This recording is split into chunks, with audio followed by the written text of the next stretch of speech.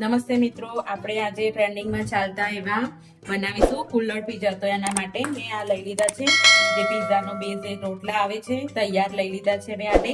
હવે આને આ રીતે કટ કરી લેશું. પહેલા બે લીધા છે મેં હાલ, અને આ રીતે સ્ક્વેરમાં બધા ચોરસ ટુકડા નાના નાના થાય એ રીતે કટ કરી લેશું. અને આપણે કુલ્લડ પીઝા બનાવીશું, એ પણ કુલ્લડમાં બનાવીશું.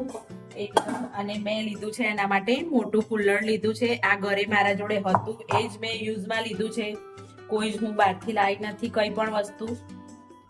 પણ આ રીતે ઘરે જે પણ અવેલેબલ હોય એમાં તમે કરી શકો છો. જે હું પ્રોસેસથી બનાવું છું એ પ્રોસેસથી જ બનાવજો, તો મસ્ત એવા બનશે કુલ્લડ પીઝા. તો આ રીતે આપણે બંનેને આ રીતે કાપી લીધા, અને હવે આપણે એક વાસણમાં લઈ લેશું. બસ આ રીતે નાના નાના ટુકડામાં કટ કરી લેવાના છે અને સાઈડમાં કરી લેશું. હવે આપણે પીઝા માટેનું સ્ટફિંગ બનાવીશું. તો આપણે પીઝાનું સ્ટફિંગ બનાવીશું. હવે મેં મકાઈ લીધી છે, એક મકાઈ છે, કેપ્સિકમ છે, અને ટામેટું, અને 3 થી 4 નંગ ડુંગળી, બધાને આપણે મિક્સ કરી લેશું. એનું સ્ટફિંગ બનાવીશું એટલે આપણે એક બાઉલમાં લઈ લેશું બધું જ.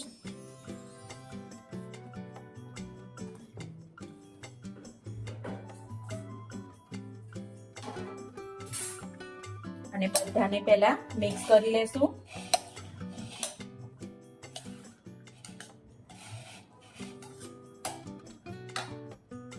આમાં પહેલા આપણે સ્વાદ પ્રમાણે મીઠું જ નાખી દેશું. પહેલા સ્વાદ પ્રમાણે જ લેવાનું છે, બધા સોસમાં મીઠું હોય છે એટલે.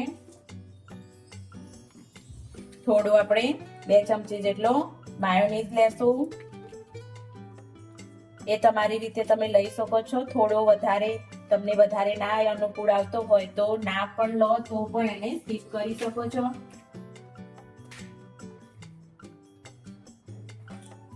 આ પીઝા પાસ્તાનો સોસ છે.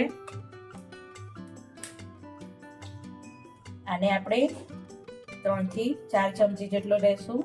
પીઝા પાસ્તાનો સોસ. આપણા ચીલી ફ્લેક્સ છે,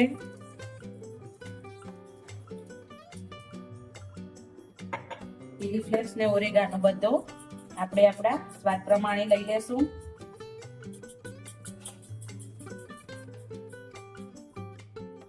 બધાને મિક્સ કરી લેશું મસ્ત રીતે. આપણે થોડો ટોમેટો કેચઅપ નાખીશું, ટેસ્ટને થોડો ખટમીઠો કરવા માટે. થોડો તમને આ બધી વસ્તુ જે પણ જેટલી ક્વોન્ટિટીમાં જોતી હોય એટલી તમે લઈ શકો છો. તીખું જોઈતું હોય તો આમાં તમે લીલું મરચું પણ નાખી શકો છો, તો તીખાશ આવી જશે અંદર. બસ આપણું સ્ટફિંગ તૈયાર છે. તો આ રીતે આપણે એક નોનસ્ટિક વાસણ લઈ લેશું. પીઝાનું આ સ્ટફિંગ જે બનાવ્યું છે આપણે એને થોડું એવું સાતળી લેશું, થોડું બટર નાખીને. બટર ના હોય તો તમે તેલ પણ લઈ શકો છો. એવું જરૂરી નથી કે બટર જ જોઈએ, પણ બટરથી થોડો ટેસ્ટ એવો સારો આવે છે એટલે મેં બટર લઈ લીધું છે.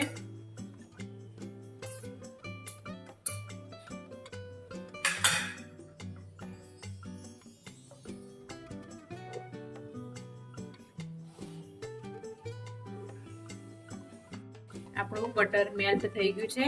આને આપણે ધીમા ગેસ ઉપર થોડું એવું સાતળી લેશું.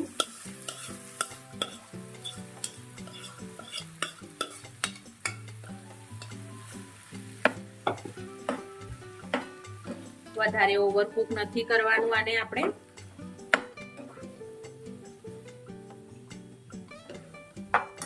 થોડું 1 મિનિટ જેટલું કરી લેશું. બસ આપણું સ્ટફિંગ તૈયાર છે. એકદમ મસ્ત અને ટેસ્ટી સ્ટફિંગ તૈયાર છે. હવે આ પ્રોસેસ પર આપણે મૂકી દેશું. આ રીતે એક ડીશ અંદર મૂકી દીધી છે મેં કુકરમાં. કુકર લેવાનું છે, અને કુકર આપણે ઓવન કે કશાની મદદથી નથી બનાવવાનું. સિમ્પલ રીતે ઘરે જ બની જાય છે. તો મેં કુકર લઈ લીધું છે અને એના અંદર એક ડીશ ઊંધી પાડી દીધી છે અને એમાં આ રીતે મૂકી દેવાનું છે. એને થોડું કુકરને ગરમ થવા દઈશું અને ત્યાં સુધી આપણે આ તૈયારી કુલ્લડની કરી લઈએ. તો ચલો કુલ્લડની તૈયારી કરીએ. તો આપણે એ બનાવવા માટે પહેલા આપણું જે સ્ટફિંગ આપણે બનાવ્યું હતું એ પહેલા નીચે થોડું સ્પ્રેડ કરીશું. બસ આ રીતે.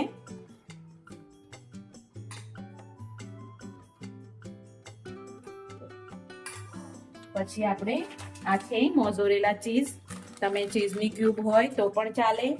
બસ આ રીતે અંદર થોડું નાખીશું. પછી જે આપણે આ પીઝાના કટ કરી લીધો હતો આ રીતે એને થોડુંક એડ કરીશું અંદર સ્ટફિંગમાં અને પાછું પીઝાનું પેસ્ટ નાખીશું આપણે.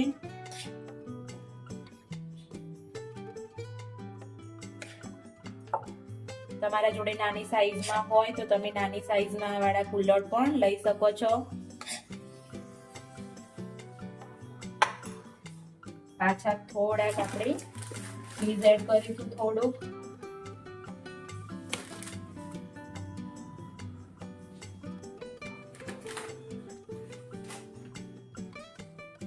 થોડાક આ રીતે પાછા પીઝાના પેસ્ટ નાખી દઈશું આપણે.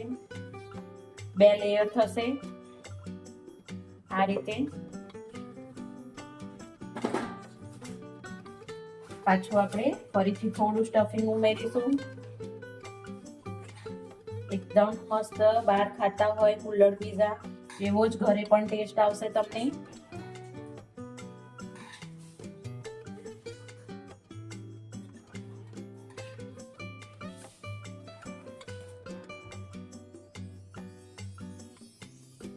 બસ આ રીતે. અને હવે એના ઉપર ફરીથી પાછું આપણે ચીઝને મસ્ત એવું ચીઝી બનાવવાનું છે એકદમ.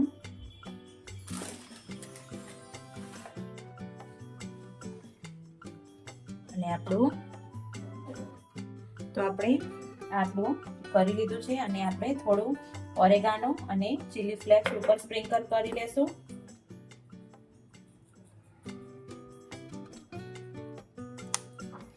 બસ અને હવે આપણું તૈયાર છે કુલ્લડ.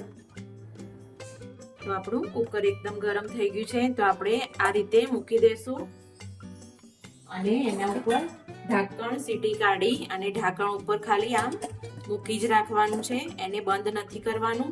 10 મિનિટ માટે આમ જ થવા દેશું. આપણે 10 મિનિટ પછી જોઈએ એકદમ તૈયાર થઈ જશે આપણા કુલ્લડ પીઝા. તો આપણી 10 મિનિટ થઈ ગઈ છે અને આપણા એકદમ કુલ્લડ પીઝા મસ્ત એવા તૈયાર થઈ ગયા છે. જુઓ મિત્રો એકદમ મસ્ત છે. આને આપણે બહાર કાઢી લેશું. હવે આને આપણે બહાર કાઢી લેશું.